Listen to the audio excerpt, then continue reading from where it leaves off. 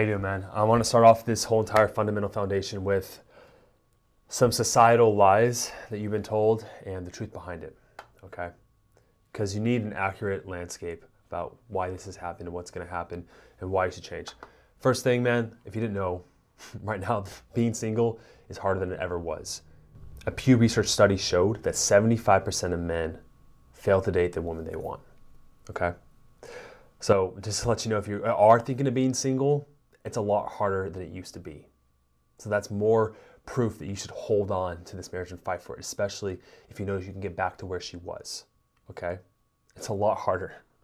All right, secondly, man, look, times have changed. You think about it back in the day, back in the 50s, 60s, your parents or your grandparents, it was enough as a man to just bring home the money and just be there at the end of the day. That was enough. Women were satisfied because they had no other option. Feminism happened, and you can argue if it's good or bad, but one of the outflaws or outcomes of feminism is that women are demanding more, right? Since they have the money, they don't need to rely on a man for money, they're more selective. And it's never gonna go back to the way it was. So all you can do is see how to be the best man you can be if you want to be with your wife, okay? If you wanna be happy. Because here's the truth. They make their own money, right? And money equals security, which equals happiness, right? And the second thing that a lot of people don't understand that's changed is this, social media, okay? There's something called the social pedestal effect.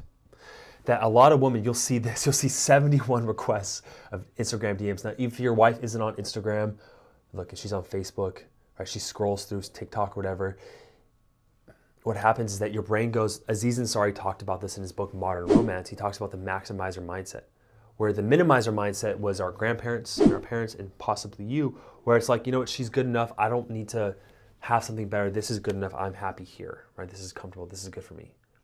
But with social media, it feeds the brain the lie that there's so many better options out there, okay? So I want you to know that's what's also going through a woman's mind, that with the feminism, changing times, women becoming independent, demanding more from the husbands, demanding more for themselves and more from the workplace, and also plus the social pedestal effect, their sense of worth and what they want has increased vastly than it was before, okay? But one thing never changes, which is her female nature, all right? Women will always be attracted to the same biological traits in men, no matter what, across the history of time, because it's been hardwired in their brain across millions of years. Now look, I did my whole master's thesis on this. I spent thousands of hours reading hundreds of studies in graduate school, focusing on what really attracts a woman, okay? Now, men fall into two unique categories for a woman. Either you are the nice, caring guy, which society told you is enough to keep your wife, or you're the a-hole. You're the bartender, you're the rock star, the guy who just gets laid, but there's no long-term commitment involved. And a woman puts 99% of men into one of these two categories. Now, over time, she's put you into the nice guy category because of who you are. And for you, you thought that was enough to attract her to keep her in your life. But because of the changing times, what women want, they want a guy that's both, okay? Now, this dual mating strategy was also known as strategic pluralism. I'm not gonna bore you with it, but basically, books like Sex at Dawn talks about this, where women have this dual mating strategy where they needed to get the genetic components from the a-hole guy, the alpha male, and they also needed the long-term provider, the guy to stick around and take care of the kids. But in their brain, they're predisposed to go towards both guys. I want to give you a really alarming statistic here. They did a study with a bunch of men who fell into either one of these two categories.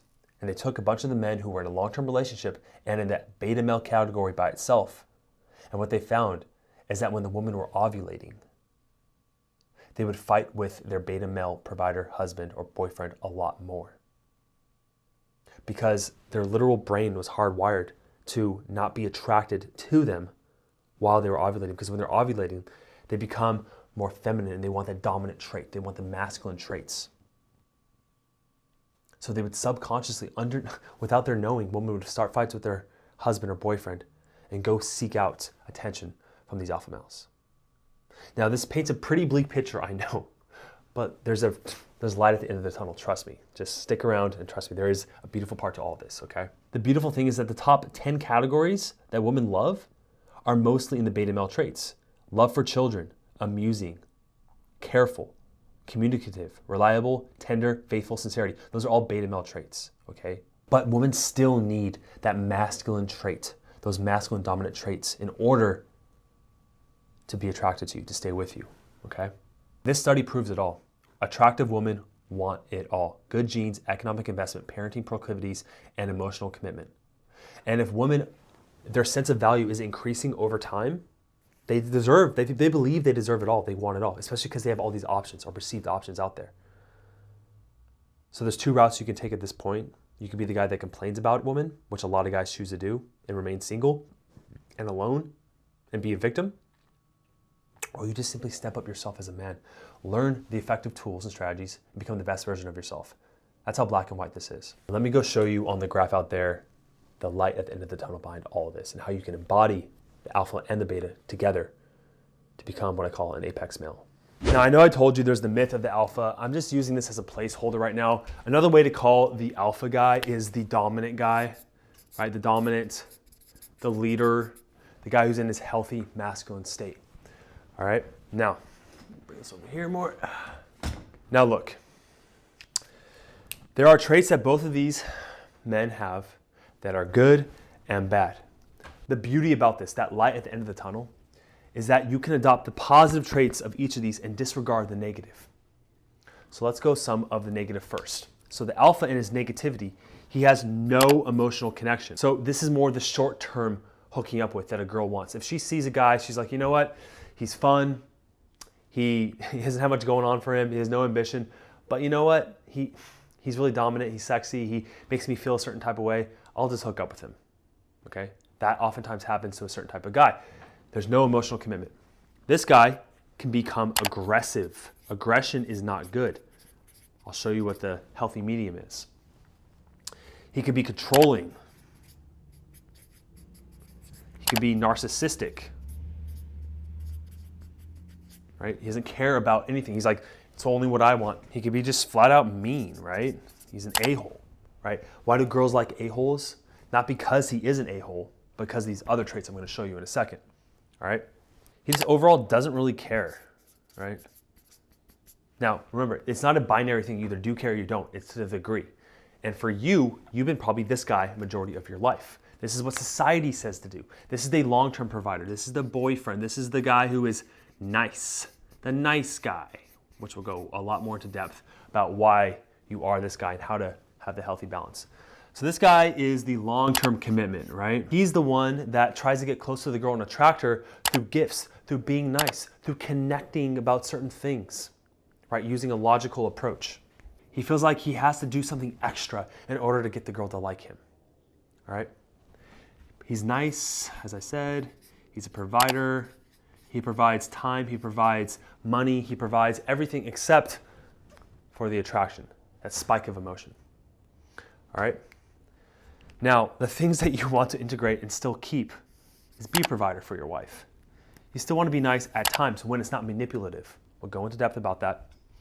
You can be logical at times. You can buy gifts at times. But remember, it's all about the intention. Now, the apex male, the guy in the center, the alpha dominant guy is aggressive. This guy is a pushover, the beta, so the balance would be someone who's assertive, right? An assertive man. He goes for what he wants, but not in a controlling way. He understands what the woman wants. He's not narcissistic, and he has empathy, but he still does what he wants, right? So strong boundaries. He doesn't change his purpose. This person, if something comes up like, oh no, I'll do whatever you say. No, it's okay, yeah, I'll just make you happy in the moment. Where this guy never listens to his wife or a girl, where this person, he sometimes compromises, but sometimes he's like, no, I chose this, I'm sticking with it, right? He's on his purpose more, too, right? So he's on his ambition, but he doesn't make money. He isn't at his job to provide for his wife. He does it because he enjoys it, because he wants to add value to this world. This is the apex male, and this is the guy we're going to teach you to be, right? And the way we're going to do this is the rest of these modules are going to show you how to be the provider in a positive way and also the protector in a positive way. All right? We're going to teach you both of these qualities so you can embody this guy who is literally the top 1% of men in the world. Barely any men in the world are able to embody this sliver right here in the middle, less than 1%. But when you do, you are the most attractive, high-value man possible. And she recognizes that. So let's jump into it.